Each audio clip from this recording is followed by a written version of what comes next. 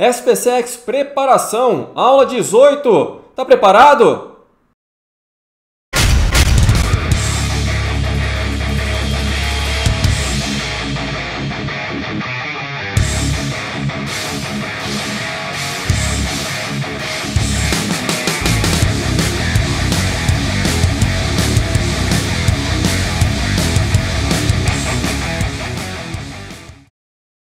Para essa aula, nós vamos dar continuidade à resolução de exercícios referente ao assunto de trabalho, potência e rendimento.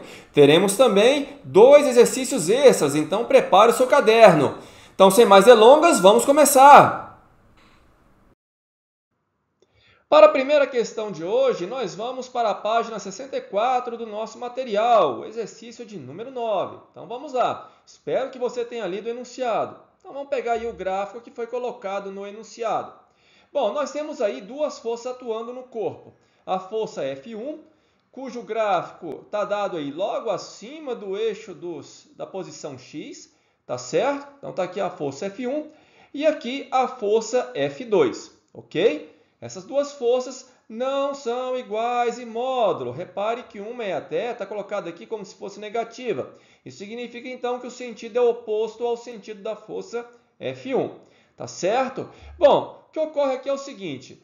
Como o F1 até a posição intermediária aqui, olha, entre 6 e 10, supera a força F2, então o corpo ele vai ter uma força resultante, logo ele vai ter uma aceleração. Então, o corpo vai ser acelerado. Então, ele vai atingir a velocidade máxima no ponto em que a força F1 se iguala em módulo à força F2. Tá certo? Bom, repare o seguinte, eu não tenho essa posição exata, na é verdade?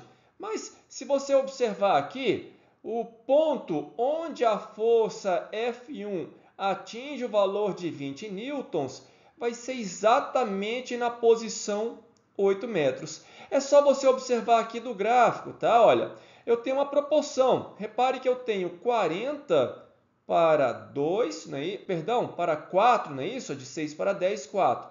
Então, se eu quero metade, olha, 20, então eu vou pegar metade da distância aqui, olha, 2, tá certo? Então, é só fazer a proporção, olha, achou o x igual a 2. Então, do 6 mais 2, 8, tá certo? Então, tá aí, olha. Nesse ponto aqui, olha, na posição 8, F1 vai ter o mesmo módulo de F2, então o corpo vai já ter acelerado tudo que era suficiente para acelerar, tá certo? A partir dessa posição aqui, a força F2 passa a superar a força F1, aí o movimento passa a ser retardado, tá certo? Então vamos lá, ele quer saber qual vai ser essa velocidade máxima, não é isso? Bom, repare o seguinte, eu posso pensar no teorema do trabalho. Olha, o trabalho da força resultante, ou melhor dizendo, o trabalho resultante é igual à variação da energia cinética. Como ele parte do repouso, então eu só vou ter a energia cinética final, mv final ao quadrado sobre 2, ou simplesmente mv ao quadrado sobre 2. Tá certo? Mas qual é o trabalho resultante? Bom, o trabalho resultante é o trabalho realizado pela força F1, mais o trabalho realizado pela força F2 até esse ponto aqui, olha, até a posição de 8 metros. Tá certo? Repare o seguinte, para encontrar o trabalho, eu tenho que pegar a área no gráfico, não é isso? Força versus deslocamento, a área vai me dar o trabalho, ok? Para a força F2, olha, a área vai ser esse retângulo aqui, que é exatamente igual a esse retângulo aqui de cima, tá certo? Então, esse retângulo aqui de baixo vai anular esse retângulo aqui de cima. O que restou, então, para a força, ou melhor dizendo, para o trabalho resultante, é simplesmente, olha, esse trapézio aqui de cima. Tá certo? Então, olha, o trabalho resultante vai ser dado pela área desse trapézio. Bom, para calcular a área do trapézio, bem simples, não é isso?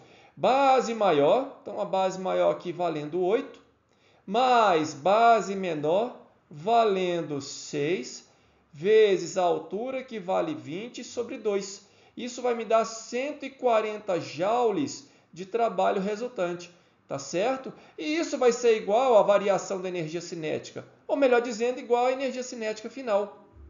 Então, com isso, eu vou encontrar, então, a velocidade aí do corpo, 10 raiz de 2 metros por segundo, de acordo com os dados que foram dados lá no enunciado, tá certo? Uma questão até interessante, se você for observar aqui, você poderia ter complicação para achar essa velocidade final, poderia ter imaginado o seguinte, o trabalho resultante, eu teria que calcular as áreas em que o trabalho resultante seria igual a zero. Nada disso, porque se o trabalho resultante é igual a zero, como é que você vai ter variação de energia cinética? Então aqui, olha, o segredo é achar o ponto em que as forças se igualam em módulo, ok? Próxima questão, exercício de número 10 da página 65. Espero que você tenha lido o enunciado. Então vamos lá. Para encontrar aí o que ele pede, eu vou utilizar a expressão da potência igual a força vezes velocidade vezes o cosseno de θ. Bom, nesse caso, a força é paralela ao deslocamento, ou seja, paralela à velocidade, então o ângulo θ vale zero, o cosseno 1 unidade. Tá certo? Então, cosseno igual a 1. Então, simplesmente potência igual a força vezes velocidade. Como a força é igual a K vezes V ao quadrado, estão lembrados?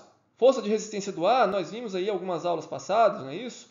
Eu até me aprofundei um pouquinho. Bom, aqui, olha, eu vou ter então para a expressão da potência, uma vez que o automóvel vai manter a velocidade constante, então a força que o motor faz vai ser igual à força de resistência do ar. Então é só substituir a expressão aqui, olha, de kV ao quadrado, olha, substituir aqui, então você vai ter kV elevado ao cubo, tá certo? Bom, tudo bem que eu tenho a potência sendo dada aqui numa unidade que não é do sistema internacional e a velocidade também não está no sistema internacional. Sem problema, eu não vou precisar aqui converter essas unidades, tá certo? Vai ficar tudo em função desse K que está aqui, olha, presente, ok? Bom, mas nem vai ser preciso. Como ele vai dobrar a velocidade, olha, dobrou, não é isso? Então, olha, se você for observar aqui, essa segunda equação aqui, se você isolar o K nessa primeira equação e substituir aqui, você vai ter um fator de 2 elevado ao cubo, tá certo? Até porque é 2 vezes 70, não é isso? Então vai ficar 2 ao cubo vezes 70 ao cubo. Ou divide uma equação pela outra, tá? Então você vai encontrar que a potência vai ser igual a 240 HP. Ok? Uma questão bem simples também, não tem segredo. É só você observar aqui a expressão, olha, que ele te dá aqui da força de resistência do ar. Tá certo? Próxima questão, exercício de número 11 da página 65. Espero que você tenha lido o enunciado de todas elas. Então vamos lá, vamos relembrar aí a relação do rendimento. Rendimento, então, é dado pela relação da potência útil pela potência total, ok? Ele te deu até a potência total, agora é só achar a potência útil. Nesse caso, olha, a potência útil vai ser o trabalho desenvolvido aí pelo dispositivo no intervalo de tempo ΔT. E o trabalho do dispositivo vai ser igual ao trabalho do peso, mgh, tá certo? Em módulo, claro, né? O trabalho do peso na subida vai ser negativo, ok? Bom, como ele não te deu aí a massa, ele te deu o volume, então, olha, no lugar da massa, eu vou escrever a relação de densidade volumétrica vezes o volume. Tá certo? Os outros termos você tem, gravidade local, a altura que a massa de água vai subir e no intervalo de tempo que foi dado no enunciado. Tá certo? Então, olha, substituindo os dados que nós temos que foram dados lá no enunciado, eu vou encontrar a potência útil igual a 750 watts. Ok? Agora, para você encontrar o rendimento, ficou fácil. Basta você pegar a razão entre 750 e 1500, você vai encontrar 0,5, ou seja, 50%, o que te dá aí como alternativa correta a letra B. Ok? Questão bem simples, essa da SpaceX, não tem nenhuma complicação.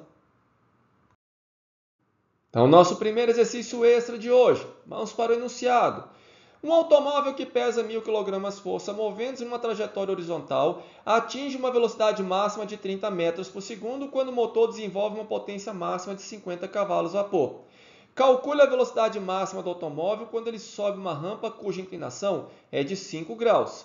Suponha constante a resistência do ar. E ele forneceu aí o seno de 5 graus, aproximadamente igual a 0,087. Tá certo? Então pause o vídeo, anote o enunciado no seu caderno, tente fazer e depois venha verificar a resposta.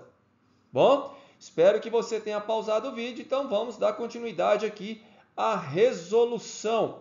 Vamos primeiro aqui converter as unidades, por exemplo, de cavalo-vapor para watt e de quilograma-força para newtons, tá certo? Tudo sistema internacional. Então vamos lá. É só utilizar aquela regra de 3 que nós vimos na teoria, não é isso? Um cavalo-vapor vale aproximadamente 735 watts, se não estou enganado, não é isso? E 1 quilograma-força equivale a 9,8 newtons. Aqui eu estou sendo um pouco mais preciso, então estou usando aqui, olha, 1.000 kg-força igual a 9.806,65 newtons. Tá certo? Mas você poderia até usar 9.800 newtons sem problema nenhum. Então vamos lá.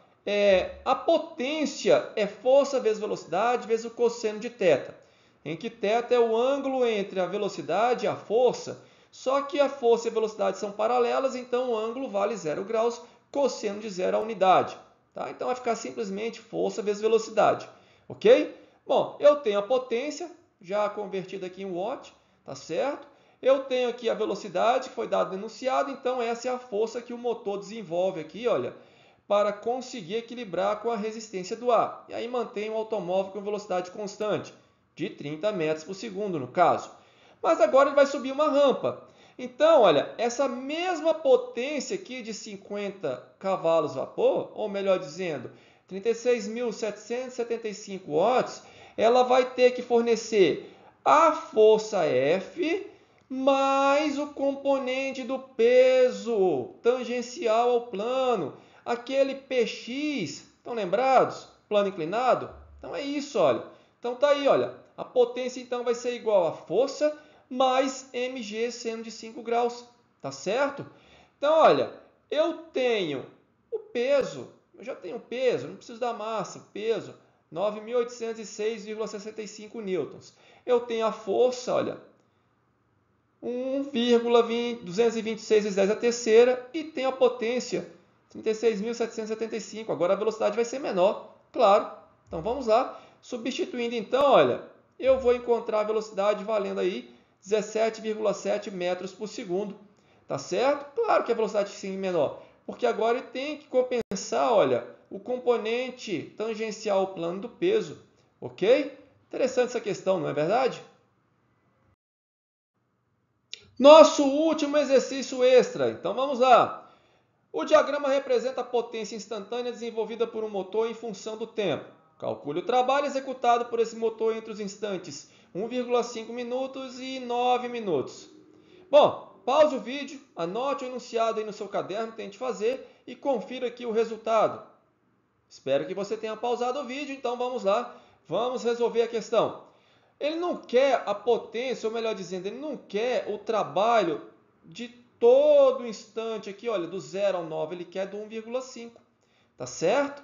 Se você usar a mesma proporção que nós usamos naquele gráfico do trabalho, você vai encontrar exatamente que no 1,5 aqui, olha, você vai ter a potência valendo 2 kW, tá certo? Só usar a proporção, tá? Então, no instante 1,5 minutos, você vai ter a potência de 2 kW, tá certo?